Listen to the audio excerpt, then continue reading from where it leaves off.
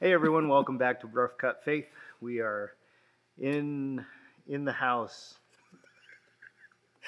I don't know how to start these. I don't It's know. all I right. say the same thing every time, but I'm like, hope it's okay for you guys. Oh, it's always good for them. It is. It is. Yeah. It's the So reason we do this. that's right. So because everyone is so excited to hear my intros. That's right. That's why I watch it. I show up just for Yeah, that. just for that, just to see what happens. Yeah. Yeah, well, we're continuing in our series of, hey, that's not in the Bible. I love that it's gotten more emphatic as it It went on. is. We're like, that's not in the Bible. To, hey, that's not in the Bible. To I like think now it's like defensive. Like, hey, that's not in the Bible. by the end, I'm it's gonna be curious what it's going to really, be. yeah, it's gonna be really yeah, big. Yeah, yeah. yeah. What are you doing? That's not in the Bible. But today we got kind of a weird one. I Oh. feel it's something that I've heard growing up, but I don't think it really played into my life so much. Having shared an office with you, Yeah, you can affirm that. Well, it's. I think it's more insidious. Yeah, it is. So on the surface, it's just kind of like you Yep, can blow here it you off. go. But as you live your life, this thing echoes in your mind. Sure. And that is cleanliness is next to godliness. Yes, yeah. Yeah. As a guy that grew up with a former drill instructor from the Marine Corps, this was one of those favorite passages. Was it? Was it really? One of those favorite passages that's not in the Bible? Not in the Bible? Yeah. Yeah. So there isn't anywhere where you could really find a passage that says cleanliness is next to godliness. No, in fact, I did a little work on the Google machine about this one. Yeah, did you? Yeah, I Good. did. It was interesting. So John Wesley did a sermon in let's see, what year? What was the year? Because it matters. It really does. It was on dress in 1778, Oh, wow. and the title of it was "Slovenliness is no part of religion. Cleanliness is indeed next to godliness." Wow. Yeah. I did not. Yeah. I did not know that was Congratulations. Thank you, Google. Now we know. I knew John Wesley originated there, but I didn't know that it was a whole title of a sermon. It's a whole sermon title. Wow. Yeah. So Okay. cleanliness is next to godliness, and Yeah. now he did not equate it with spirituality, but he was talking about the importance of being well kept. Okay. You know, Yeah. and so as an outward reflection of things, Mm-hmm. and so again, like a lot of these topics may find elements of that are true, or elements that we would all go like, yeah, okay, that's a good thing, Yeah. and then they just kind of get twisted just a little bit, and they start to go off the rails there. Yeah. So for me, growing up in a home where dad was high order, like this is just the way things are, and you always heard, I won't necessarily repeat the things that I heard, but the things that I heard, like I am positive that most of them were things that didn't originate with my father. Okay. They originated in the community he grew up in. They originated in an era of how you viewed people that didn't put their best foot forward regarding hygiene and cleanliness and clothes. And so it was like, we weren't allowed to have wrinkly clothes. We weren't allowed to have certain things. And it wasn't for us, it wasn't tied to spirituality. It was just tied to, you're a good person, so you have to iron, okay. right? Yeah. So that was most of my experience in my first year of college, because we had to wear shirt and ties and stuff to our classes. Yeah.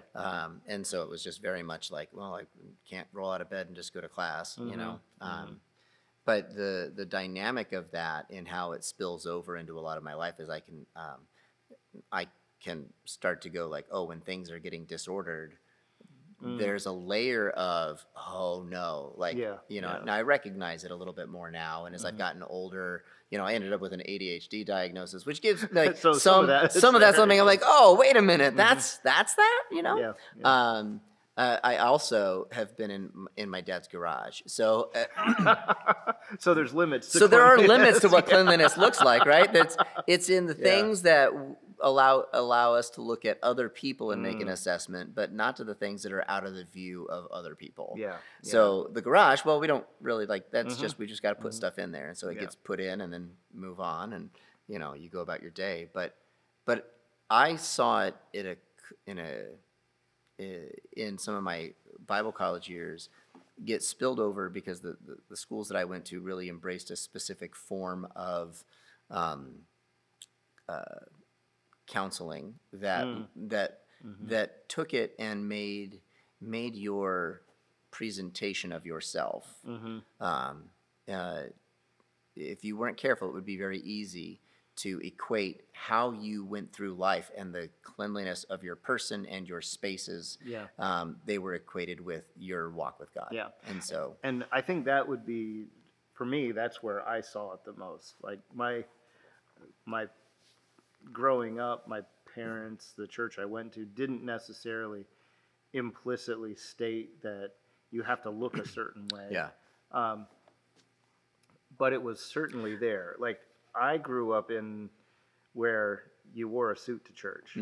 And I remember a guy who didn't wear a suit to church, and he wore a suit every day. And I remember him talking about that, where he was like, "Oh, your dad dresses up to go to church. I dress down because I wear a suit every day. So I don't necessarily wear the suit and tie to church every day, every Sunday." But I remember the conversations about, well, and this was explicitly stated, that your outward appearance reflects what's going on inwardly. And so you need to have this put together, clean cut outward appearance. Because if you don't, you're just displaying what's going on internally. And that's a mess or whatever. It's almost, and the thing that as you were describing that popped into my head was, well, if you, in a lot of times they talk about counseling, like if you just don't have the motivation to get up or get moving, or you're dealing with depression and stuff, often personal hygiene is what what can get like pushed to the side a little bit. That degree of self-care at times can fade. And as you're describing it, I was like, oh, what if somebody's really just depressed and the whole culture says, no, you're not allowed to look depressed. You're not allowed to be depressed. You have to, right? And so what are the unspoken elements of this that sometimes spill over into people's lives of like, oh, they showed up at church, looking like they just, literally just like, disheveled and this, that, and the other. And don't they know this is the house of the Lord? I've heard that, right? But what if somebody's so desperate that they're like, I just have to get there, right? And I think we've kind of tried to keep that culture of you just accept people when they come to worship where they're at, and you're glad they're there, right? But there are elements of still to this day of parts of the church or specific congregations where that's not the case. I think it gets into some of the conversations that we've had previously in this series of what really is cleanliness, who defines that standard, and who gets to define what godliness is, right? Because I think that's a good, let's talk about that a little bit. Okay. So sounds good. Let's have a rough conversation while we think out loud about faith and about godliness. So we talk about that's the main word, in this conversation, we know what generally clean or unkempt or unclean or whatever. But let's talk about what godliness is. Sure. What does it mean for a person to be godly? I think as I think about that, I think it's the goal of our Christian life is to be more like Jesus, to treat people the way Jesus treated them, to engage with the world around us the way Jesus engaged with the world around him, to show love and care and kindness in the world, and to bring justice, which is equity and fairness. That's to have those priorities. That to me is godly. That's what I feel like it looks like. I would that's really, but for once I'm going to simplify things. I would just go, it's the character of God being present in our lives or in the lives of a person, right? It's who is God, what is God like, and can you see that reflected in someone else? Right? I think we sometimes conflate godliness with holiness or righteousness, because those in many ways are, you think about holiness, that set apartness for God, for his purpose, righteousness, the right standing before God. And I think sometimes it's easy for us to take things that we value and think are really important, and say, oh, well, if I value this, then God must value that as well. Yeah, that's huge. And so, so therefore I will, I will say that this is a priority in my home or in my family or in my life. And it starts to spill over in the sense of, here's my concern with it. If godliness is the character of God present in the life of a person, then if you say cleanliness is next to godliness, it's very easy to develop a works-based standard for godliness. And I think that's that's risky at best. Yeah, because it places an outward appearance as the standard of godliness, or at least a standard. Yeah. So it also allows a person to make a judgment call on the character of another person. Yes. Based solely on how they look. Yeah. So that's one of the bigger. If we were to say, well, there's some nuance to this, and that some things aren't as dangerous. Yeah. And you can kind of dismiss that mentality as like, whatever. That's just an old school way of thinking. Yeah. But the implication really carries over into a very judgmental attitude towards people. So if you do adopt this mentality and call it scriptural, and then you feel like you have scriptural backing to say, oh, I can certainly judge this person based on their appearance. Yeah, it allows you to judge the standard of what's going on of someone's worth or value based off of hygiene or their ability to be organized. Yeah. Right? And so I live in a home with someone that is a high order person, right? And you would just make an assumption, incredibly godly, right? If that's the standard, right? But my kids struggle with order, and I at times struggle with order. Yeah. And so it's like, okay, well then you make the assumption of this.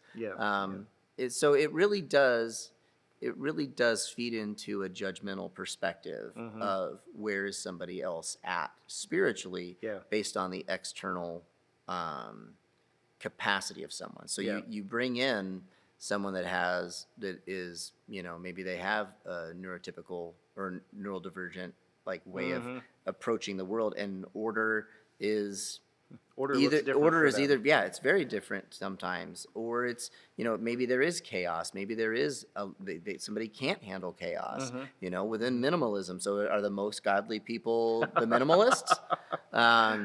Maybe. I don't know, but all of a sudden you start getting into these things where what are the measures by which we evaluate holiness and godliness and righteousness? Is it purely just based off of walking into a room where somebody lives and seeing, oh, it's clean, so they must be doing okay? And that was where, within that brand of counseling that I experienced a lot of, I'll say counseling that I experienced a lot of at a collegiate level, it was where it got twisted again was it didn't matter in that context. I want to be careful, or at least generous, because I don't want to just all of a sudden be here and take pot shots at things.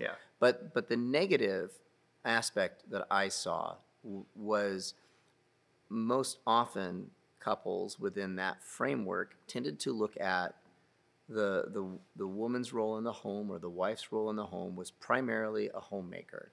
And so it was therefore like I remember going through counseling classes or hearing people say, listen, if you're doing marriage counseling for someone and the husband is complaining about where things are at, just ask the wife, how is her laundry doing? And how is her ironing going? Goodness. Because if she's behind on laundry and if she's behind on her ironing, then there's something going on at a heart level for her. And I remember even as a young adult going, what? That seems That crazy. seems bizarre. Yeah. But there's an element of that where it removes responsibility from the husband to be like a partner in the home. Yeah. It removes seasons of life. Like I have adult kids and it's hard to keep the house clean. I got a dog that loves to spread his toys out of his life. Like you're cleaning them up, you put them away, you walk away 5 minutes later, he wanted that toy, and so it pulls all back out. Yeah. And so the negative side of it is it allows you, or it could allow someone to shirk their own personal responsibility by placing a judgment call on somebody else about how they conduct themselves, how they order their lives, and what's going on. And I think, can you make an argument that says, and it usually gets twisted out of the place where it says that God is a God of order.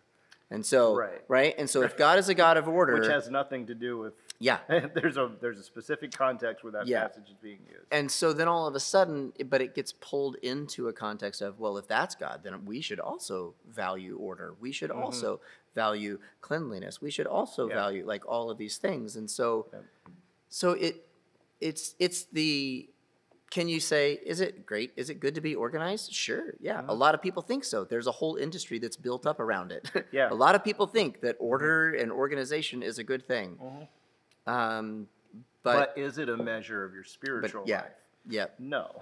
There's no way that you can make that that call. Now, and we've talked about simplicity too, right? So there's value in these things, but if it becomes a measure by which you begin to evaluate the worth or value of someone else, there's the red flag for it. Yeah. Right. And I think the other, like that judgment aspect is the big red flag. Yeah.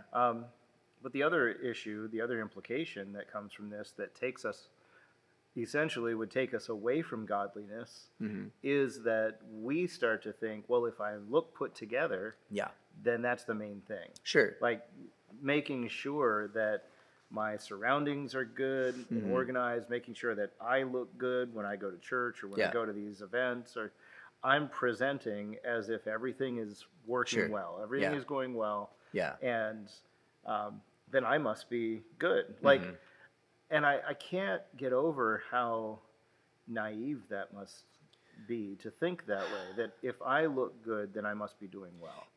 True.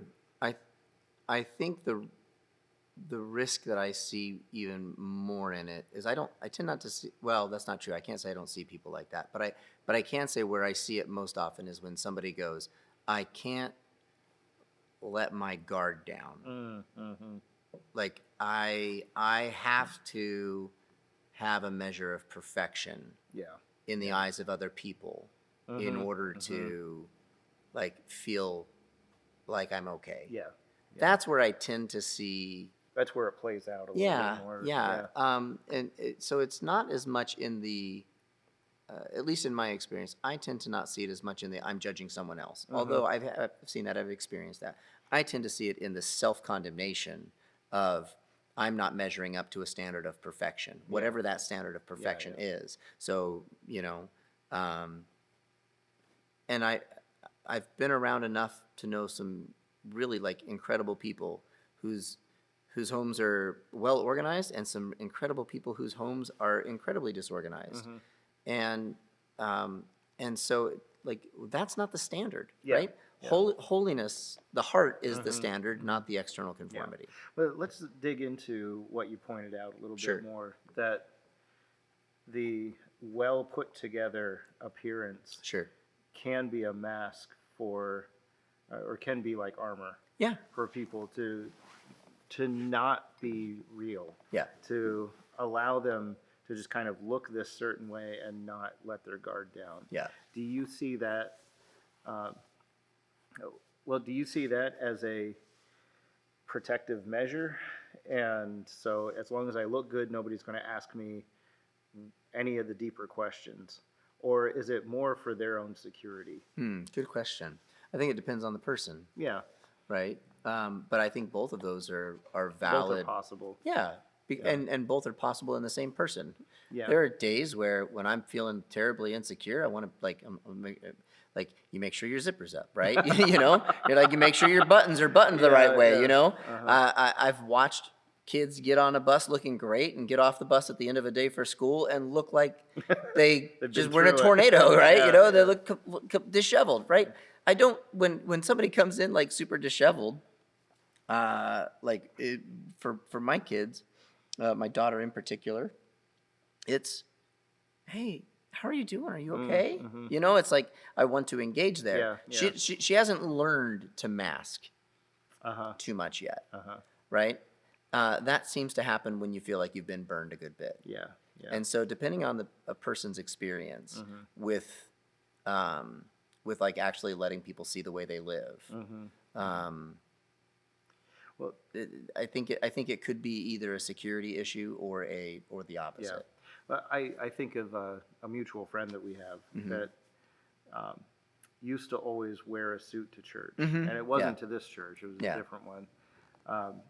And there was a point in his life where a lot of things were falling apart. Yeah. A lot of things were very difficult to go through, and he got up to put his suit on to go to church, and I remember him telling the story where he just looked at himself in the mirror and said, "What am I doing? Yeah. Everything is a mess. Yeah. Life is falling apart. Why am I putting on a suit and tie to go worship God, to go be with my community and worship? Yeah. And I'm going to look like everything's normal, everything's put together." Yeah. And he said he put on jeans and a white T-shirt. Yeah. And went to church. And everybody's like, "What's going on?" Everybody was like, "What's happening? What's going on?" Yeah.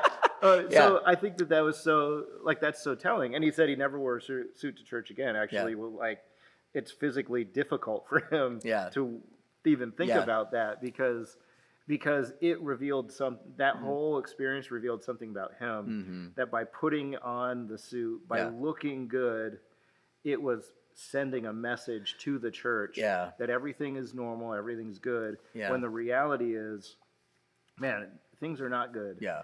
And to try to send this message that I'm clean and put together because I am godly, because everything is working, because my spiritual life is all in order, and I have no questions and no issues and no problems. It is very disingenuous for us to have that expectation for ourselves, but also for each other, to think that that's the message we need to send. Yeah. And I think that there are people who, if I wore a T-shirt and shorts to preach in, that would probably throw them. Yeah. I've thought about that. Yeah. Not you in shorts, but I thought but I thought there was last year for Christmas, my wife had bought me a Christmas Story shirt with Ralphie and the Pink Bunny, and she was like, we made a joke about me wearing that to preach one week, and she was like, yeah, that'd be funny if you preached in that. Knowing my wife really wouldn't want you to do that. It's very important that I have a collar on when I teach, and I don't, to me it's not, but it's but it was one of those moments where I had on my outer jacket and I took it off when I came up to preach in a T-shirt, and I felt terribly insecure, and she was just like, ah, it was great to watch the little short circuits happening for a little bit. And she's like, wait, I did this, right?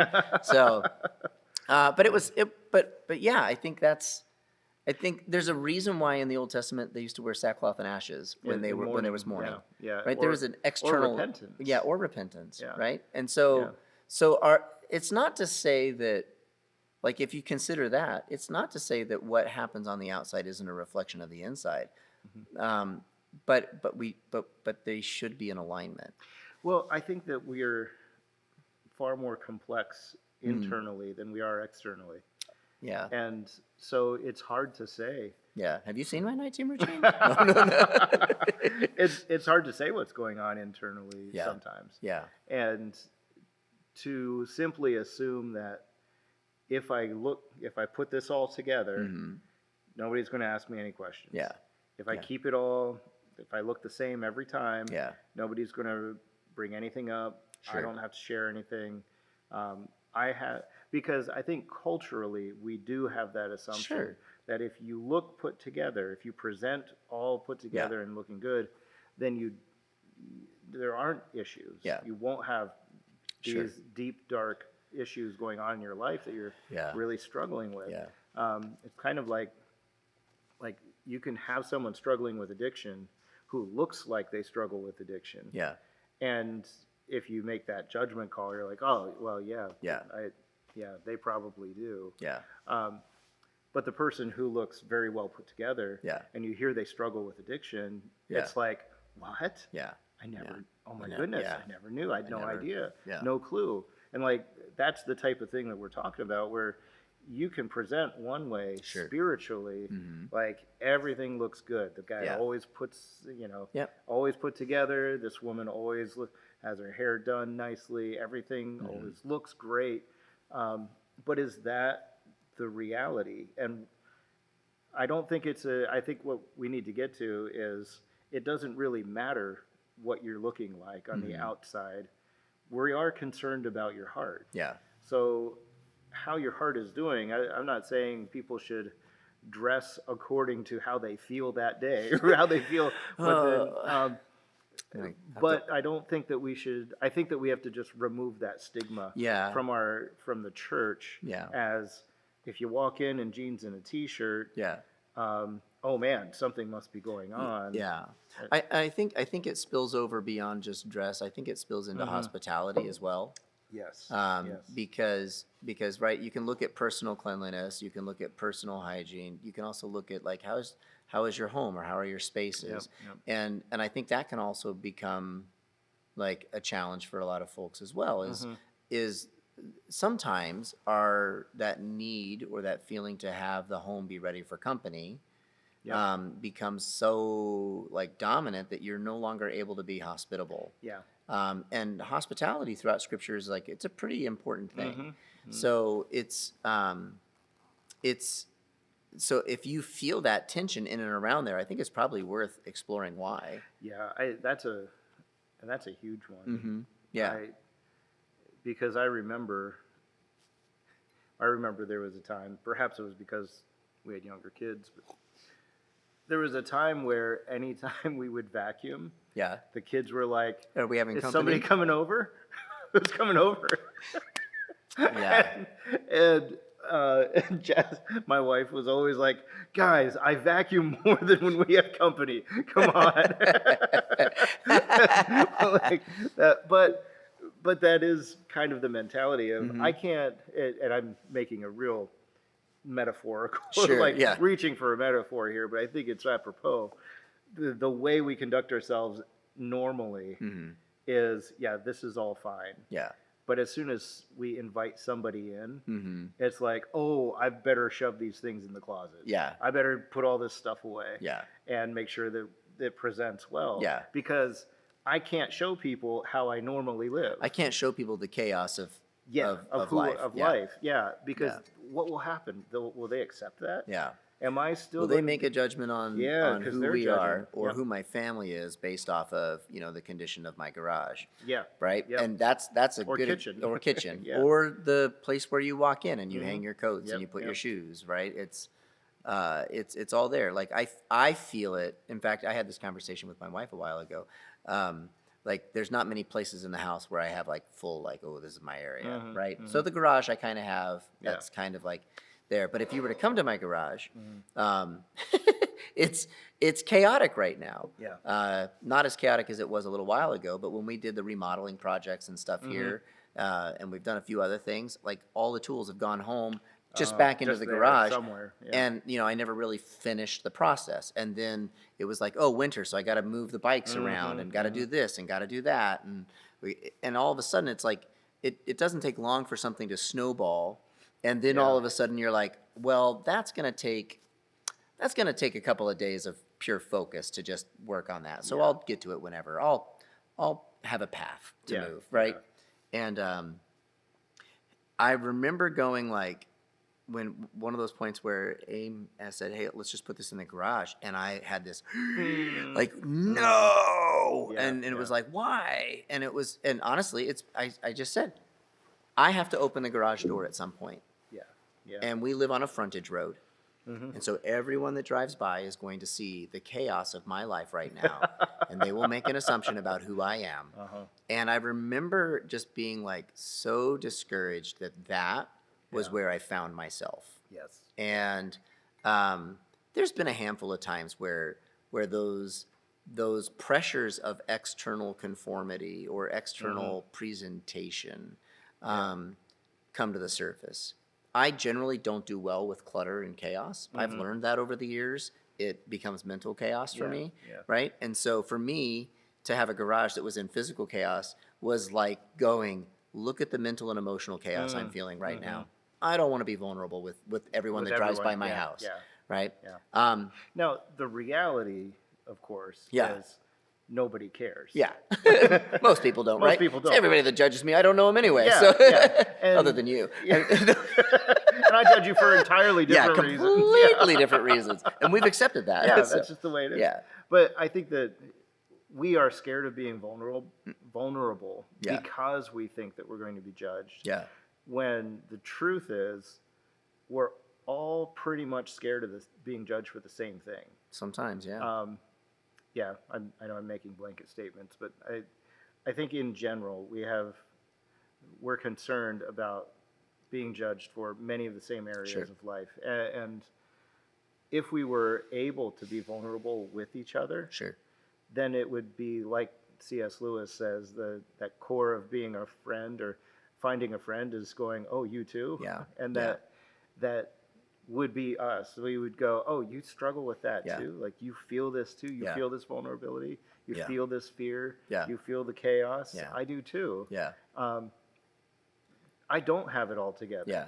And it's okay for me to admit that. And it's okay for you to admit that. Yeah. And to now we can get somewhere. Yeah. But if we are constantly in this little dance of, I'm not going to be vulnerable, I'm going to present this way to you, and you're not going to be vulnerable, you're going to present this way to me, because we have this idea of what godliness looks like, what being a good Christian looks like.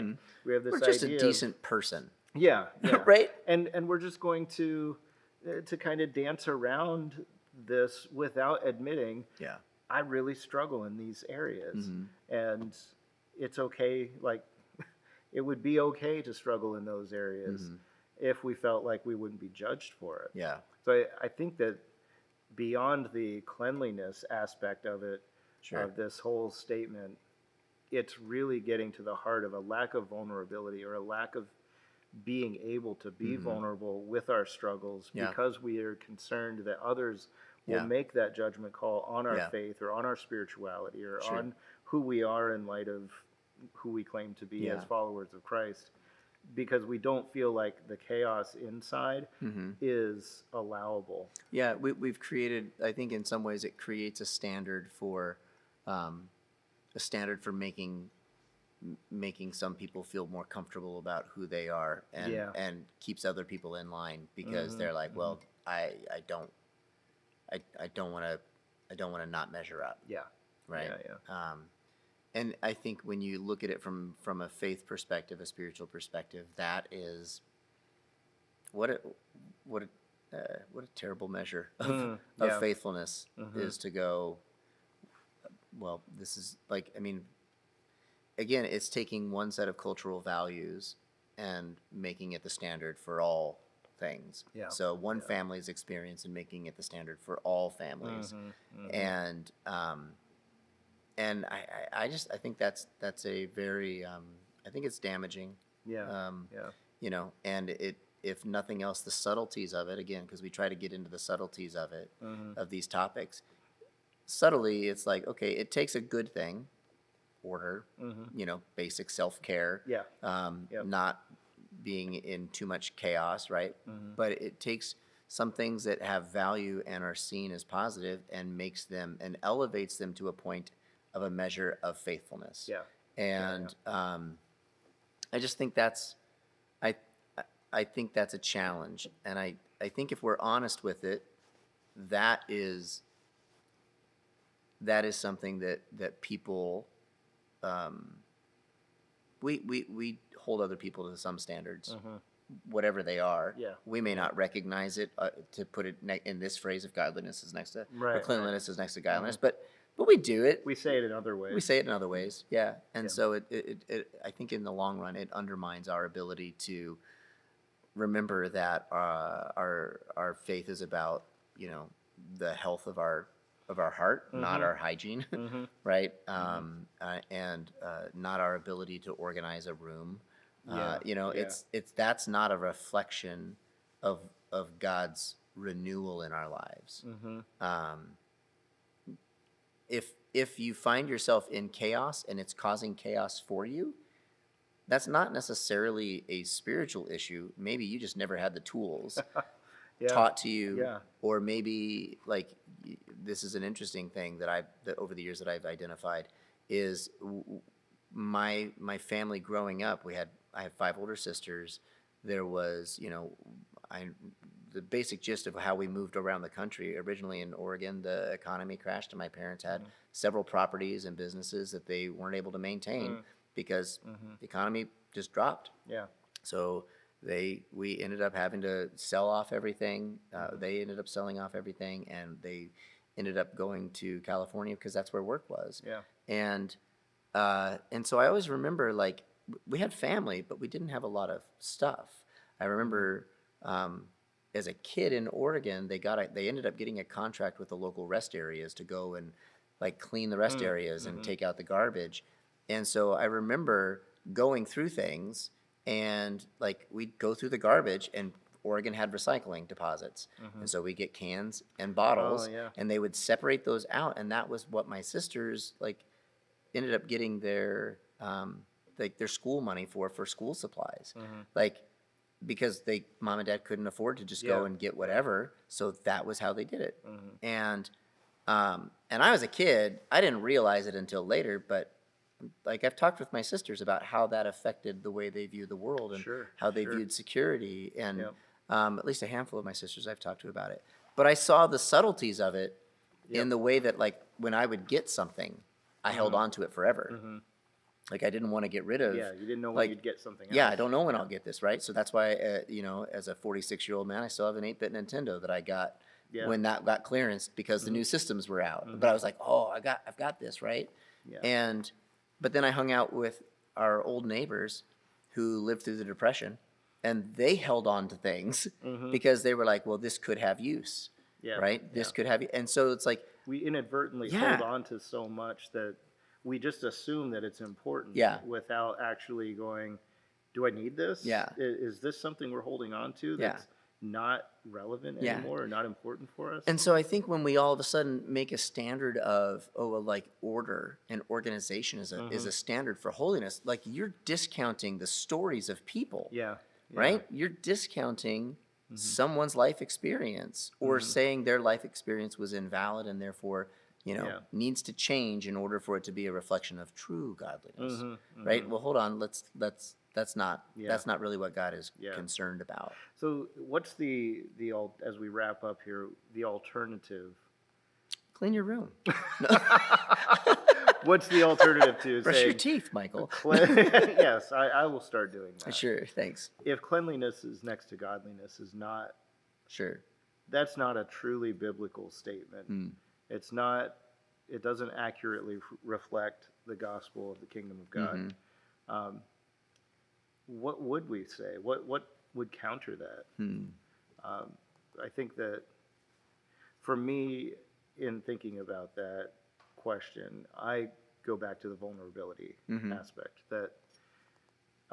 and the judgment part. That it does no one any good to make a judgment call upon someone else's spiritual maturity based on their external appearance.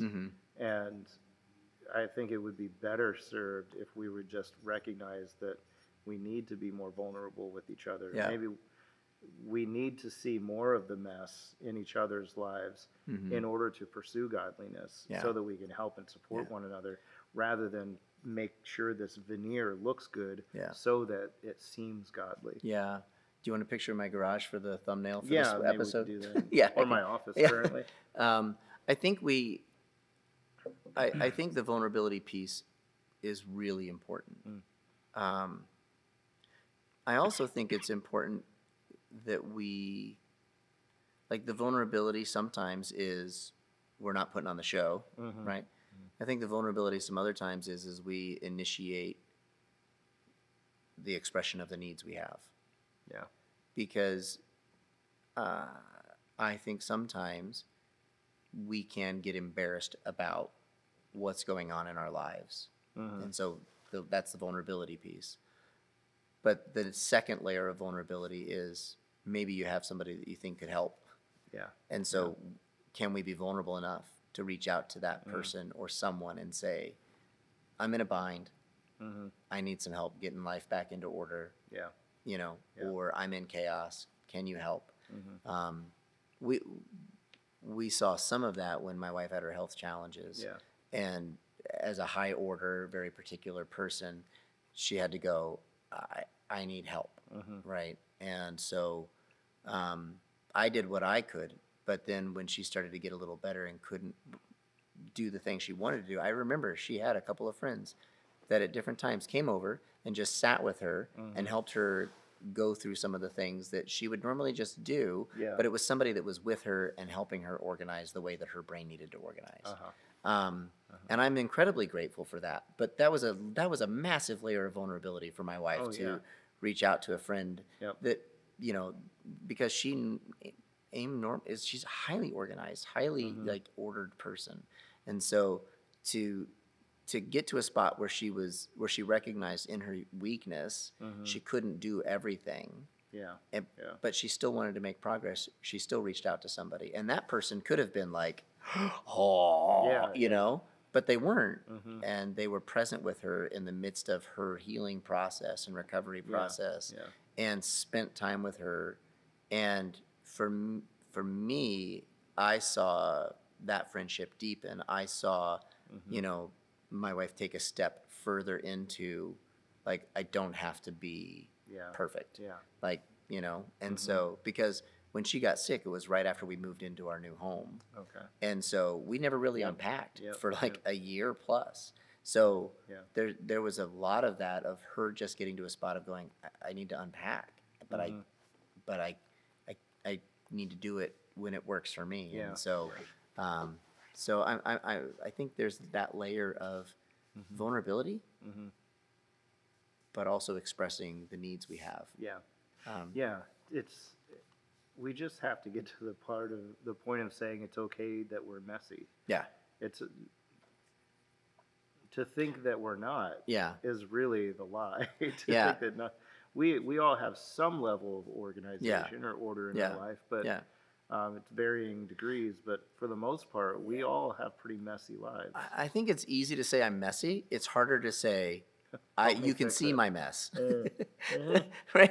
Like, how many people are actually going to come look at my garage right now? Right? And I would be, there's a part of me that'd be like, I should have gotten that sorted out sooner. Right? But it's that, like, sure, it's easy to say life is messy. Messy spirituality, messy this, messy that. Oh, you want to see it? You want to see it? You know? So I think there's that layer of how do we build trust? How do we guard against judging other people based off of where they're at, you know, not making assumptions about what's going on. If we find ourselves in chaos or messiness, how do we actually express a need for help? And then how do we, if someone expresses that need, how do we respond? Right? Because if somebody does say, hey, I have a need for something, they've put themselves out there for the most part. And if you want to say anything is godly, the people who are expressing need, the people who are expressing the chaos in their lives, the people who are expressing the mess, then loving them is next to godliness. Caring for them is next to godliness. Showing kindness and help and support, that's godliness. And that's where I think we need to go and leave if you want to be clean and ordered, that's perfectly fine, but don't start equating it with the superiority of your spiritual life. Good stuff. I think that's a great place to end it, Mike. I think it is. Nice. So thanks for being with us in this conversation. I hope it was helpful, as we hope all of them are to some extent. I'm here for the introductions. Yes, good, good. That's why I come. So, That's why I'm here. If you have any questions or comments or suggestions, please go to or write to us at info@discoverthegrove.com. Yep. You can email us there. We'll interact with you that way. Or you could leave a comment on the YouTube channel. That would be fine too. Hope that you have a great week, and we will see you next week. Later. Bye-bye.